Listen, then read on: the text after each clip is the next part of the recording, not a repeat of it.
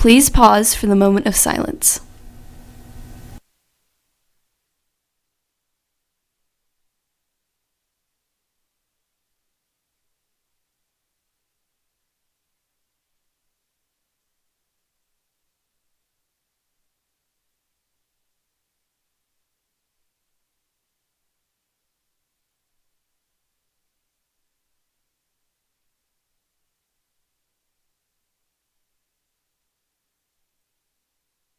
Please stand for the pledges. I pledge allegiance to the flag of the United States of America and to the republic for which it stands, one nation, under God, indivisible, with liberty and justice for all. And now for the Texas Pledge. Honor the Texas flag. I pledge allegiance to thee, Texas, one state, under God, one and indivisible. Good morning, Texans. Today is Monday, February 11th. And today we find out a little more about our world language speaking staff member. Also, as February is moving very fast, we get to know one of our very own APs and his little known talent. All this and more you don't want to miss here on NHSTV Live.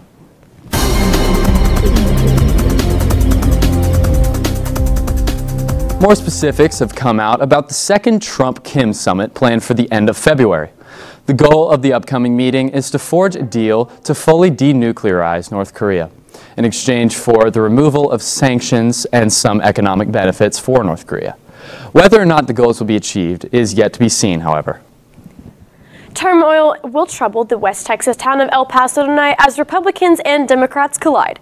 Senate candidate and former U.S. Representative Beto O'Rourke will lead an anti-wall march through the town of El Paso while President Trump holds a rally in the town to promote his border wall, with the goal of stopping the, quote, lies and false narratives surrounding the wall. As Beto puts it, he will have stiff competition in President Trump, who is very adamant about the border wall, believing it to make the country far safer.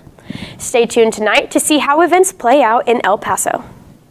Now, we all know that speaking another language can be quite difficult, especially German. Northwest welcomes a new teacher to the language department, and NHSTV reporter Robert Norton has the story. Northwest has recently introduced a teacher who is not from Germany to the language hall. I was born in America. My mother's German, my dad's American.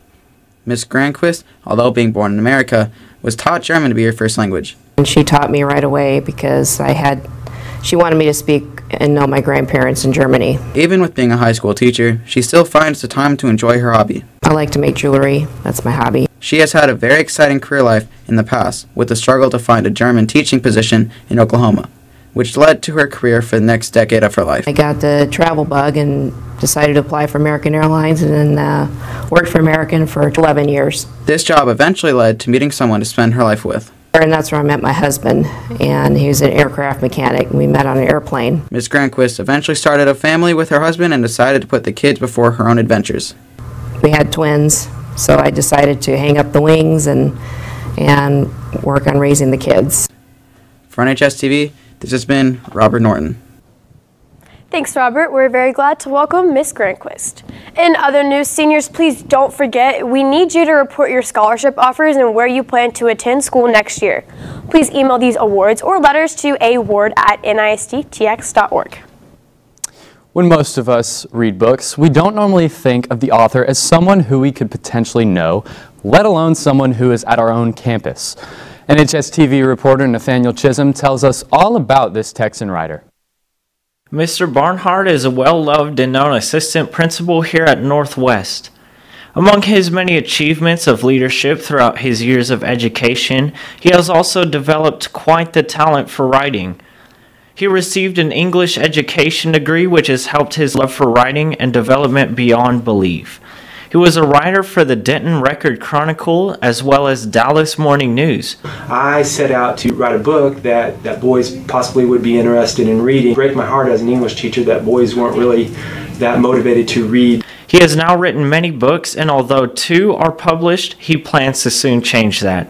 You can now purchase 2 public books of his on Amazon. I do. This is the book right here. It's, like I said, it's The Imagined Adventures of Ramsey Barrett. It's a historical fiction, adventure type book. And so for any student or staff member who's the first to respond via email to me with the correct answer for this question, I'll gladly give them a free copy of the book. So one for staff member, one for a student. On July 2nd, 1937, the plane disappeared. The most plausible theory is that it ran out of gas near Howland Island where she was going to land. The question is, who was the male navigator in the plane with her when on her trip around the world in 1937? And with NHSTV, this has been Nathaniel Chisholm. Thank you, Nathaniel. I don't normally read, but that book looks kind of interesting. All right, so last night the Grammys the Grammys happened, and the results are in. Unsurprisingly, Drake won Best Rap Song with God's Plan. The winner of Record of the Year was This Is America from Childish Gambino, and the winner of Album of the Year was Golden Hour by Casey Musgraves. The winner of Song of the Year was also This Is America again. And while we're still on this topic of Childish Gambino, he also won Best Rap/Sung Performance for This Is America too. I personally think the results are kind of whack, so please tell us what you think and tweet us at NHSTV. Now, I kind of agree with Jameson. I think that they were a little whack. Yeah, I was watching the show last night and it was kind of iffy, but you know, whatever. Right? But you know what is not whack? Our What? Texan sports. Oh, definitely. Like our basketball team, I know we're gonna make playoffs. I'm so confident. Same. Like on Friday, the boys basketball teams were playing over in Lake Dallas against the Falcons and would win 67-57. Way to work hard and become one step closer to making the playoffs. Their next game is tomorrow here in the Texan Gym against Denton High School at 7:30. Everyone pack the stands and come support. The girls soccer team also played on Friday, but it was here at home against Aledo and unfortunately would lose to the Bearcats with a final score of 6-0. Their next game is tomorrow in the Colony at 7:15. The boys soccer team will also be playing tomorrow against the Colony, but it will be here at home at 7:15.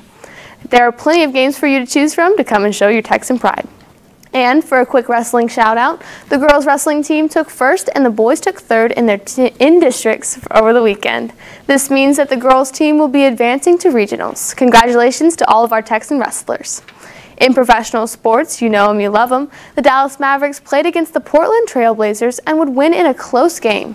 Guard Luka Doncic led the Mavericks with 28 points, 9 rebounds, and 6 assists for a total of 38 minutes of playing time. For Portland, guard Damian Lillard led the team with 30 points, 5 rebounds, and 5 assists. The game went back and forth all night, but the Dallas Mavericks would come out victorious after scoring 24 points in the fourth quarter to the Trailblazers' 9 points, ending the game 102-101. They will play again tonight at 7 against the Houston Rockets. You can watch the game on NBA TV and ATSW. That's all I have for sports today. I'll see you back here on Wednesday. Back to you, anchors. Thanks, Shelby. I'm really glad to see that our Texan sports are really doing good. Yeah, me too. But now, do you remember that polar vortex that just happened a few days ago up north? Amidst the record-breaking polar temperatures in the Midwest, a compassionate stranger paid for 70 homeless people to stay in a hotel.